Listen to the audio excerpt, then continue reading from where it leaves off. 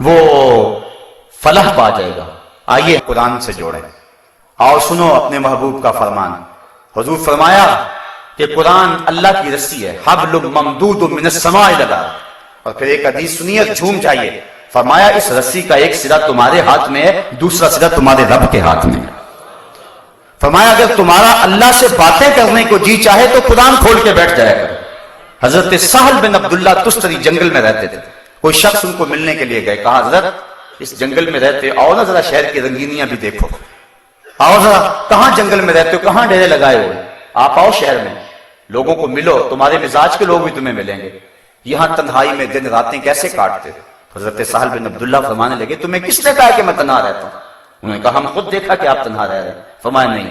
جب میرا اس کی باتیں سننے کو جی چاہتا ہے تو میں قرآن کھول کے بیٹھ جاتا ہوں، اور جب اس سے باتیں کرنے کو جی چاہتا ہے تو نماز کے لیے کھڑا ہو جاتا ہوں، کبھی اپنی سناتا رہتا ہوں، کبھی اس کی سنتا رہتا ہوں۔ تمہیں کس نے کہا کہ میں تنہا رہتا ہوں؟ میں تو دم دم اپنے رب کے ساتھ رہتا ہوں۔ اس دن پوچھا جائے گا کسی امت کے پاس اس کے نبی کا کوئی معجزہ اصل صورت میں موجود نہیں ہے، تورات، زبور، انجیل، صحف ابراہیم، صحف موسیٰ، تحریف آپ آگے،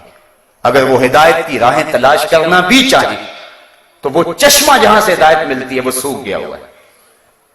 تحریف آپ آگے، تیقن سے کہہ نہیں سکتے کہ یہ اللہ کا کلام ہے یا نہیں، پتہ نہیں کہاں کہاں جو ہے وہ گڈ مڈ کر دی گئی ہے۔ امت مسلمہ تو شکر ادا کر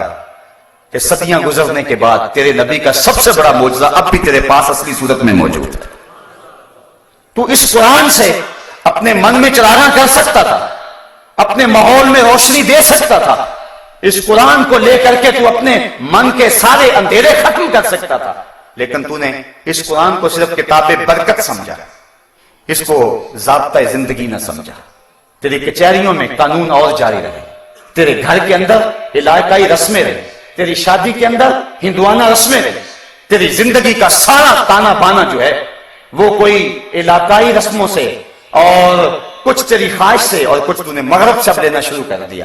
قرآن کو تو نے پسے پش ڈال دیا، تاری یہ قرآن اللہ سے شکایت کرے گا، قرآن کہے گا مالک انہوں نے مجھے پسے پش ڈال دیا تھا، اور رسول بھی اللہ کی بارگاہ میں کہے گا کہ انہوں نے قرآن کو چھوڑ دیا تھا، پھر کیا جواب دو گے؟ تو کل قیامت کے دن جو ہے وہ جو سوال ہوں گے ان میں سے قرآن کا سوال ہوگا۔ تو فرمایا حضور نے لا تزول قدم العبد یوم القیامہ حتی یسأل عن اربع، قیامت کے دن اللہ بندے کے قدم اپنے سامنے سے ہٹنے نہیں دے گا جب تک اس سے 4 سوال نہیں کر لے گا،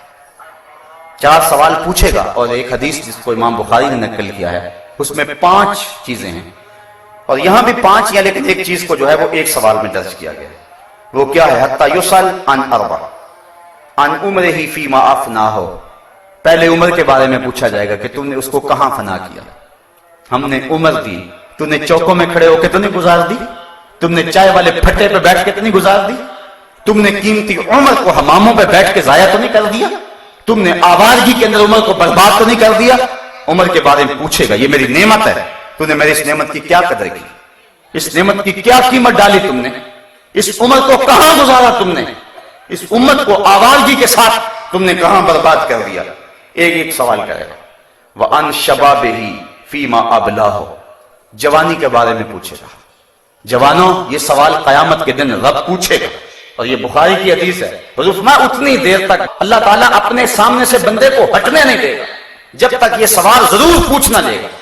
کہ جوانی کہاں گزاری، مجنوں تو نہیں بن گیا تھا،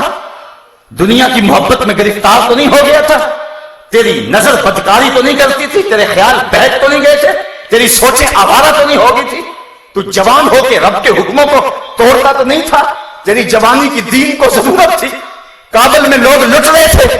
کندھار میں کافرے لٹ رہے تھے،